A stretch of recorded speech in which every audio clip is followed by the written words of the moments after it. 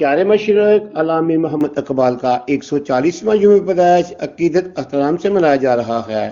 1877 میں علامہ محمد اقبال نے اسی اقبال منزل میں اپنی آنکھ کھولی، اپنا بچپن اسی آنگن میں گزارا۔ اقبال منزل کی دور دیوار آج بھی ان کی یادوں کو تازہ کرتی ہے۔ ان کی جائے پیدائش عقیدت مندوں کی توجہ کا مرکز بنی ہوئی ہے۔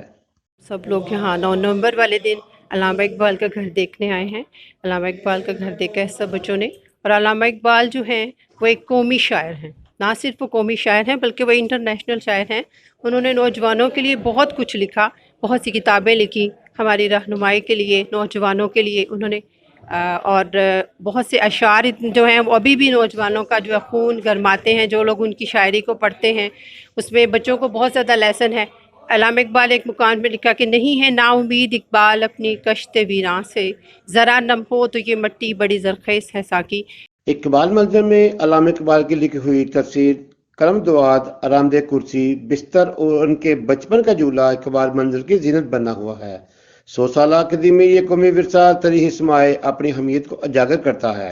یوم اقبال کا دن بہت جوش و خروش کے ساتھ منایا جا رہا ہے، اور اس حوالے سے میں علامہ اقبال کا ایک بہت مشہور جو شعر ہے وہ آج کی نوجوان نسل کو ایز اے میسج کنوے کرنا چاہوں گی۔